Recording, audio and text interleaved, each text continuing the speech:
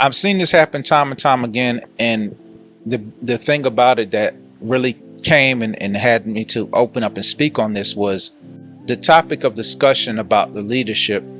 Me as a pastor, what I had to learn, and then I seen it in scripture that opened it up to me, and then I followed and trailed and watched my wife when she was my pastor, the things that she did as far as leadership, and then I seen the thing as my apostle did, and I seen my former bishop, and I want y'all to catch on to this. When you are a leader, you are the shepherd, right? Shepherd, two words, sheep herder. Herder means the herd is the flock or the bunch. That can be the bunch of the sheep, or it can be the flock of people. You are responsible for them, but you don't control them. You can't make them do what you want to do, but you have to make it where they understand all of this is strictly from the word. So when it says obey the authority, obey your leaders, it's letting you know that obey what the leader is telling you that's coming from the word. Sometime, and a lot of time, what happens in ministry, the person will actually think that you're doing something to harm them, and also the person will think that you're trying to tell them what to do. And I'm coming from experience as a pastor. I'm not that much, and it's this old movie said they're not that much into you. I'm not that much into you that I really want to tell you what to do.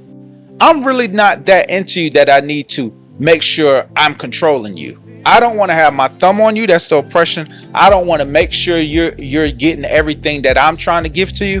I want you to get all that the word is saying. So when Paul is talking to Timothy in First Timothy, he says, and then it might even be in I think it's First Timothy. No, Second Timothy chapter 4 verse 2. He says, preach the word in season, out of season. Say reprove, rebuke, exalt, and he's talking about with long suffering and doctrine, because it's going to come itching ears where they won't listen.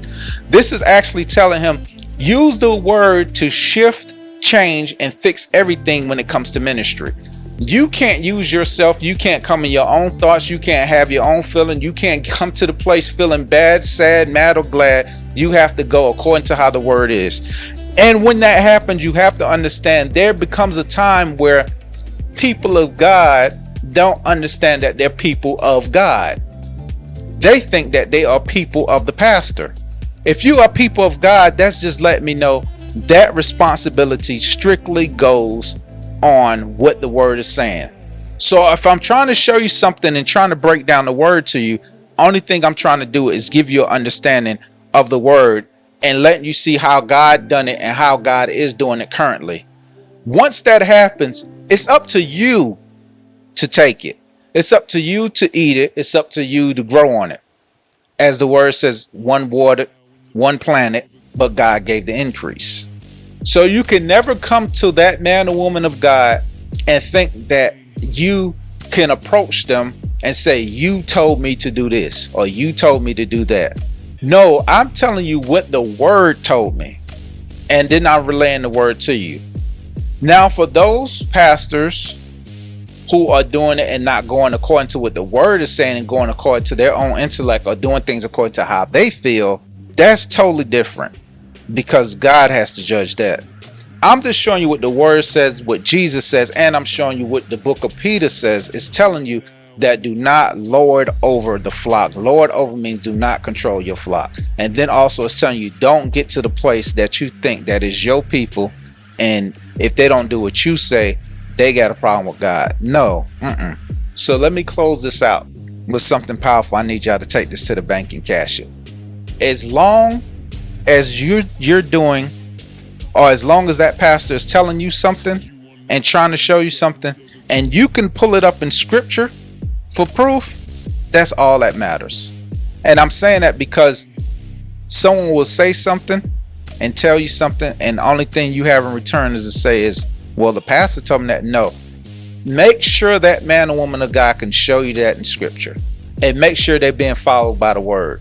So long as I'm following Christ, you need to continue to follow me. But once you see that I'm not following Christ, you need to be careful and to make sure I'm your shepherd. If I'm not your shepherd, you're not going to understand me. If you are my sheep, you're going to understand my voice, and you're going to receive what God is saying through me.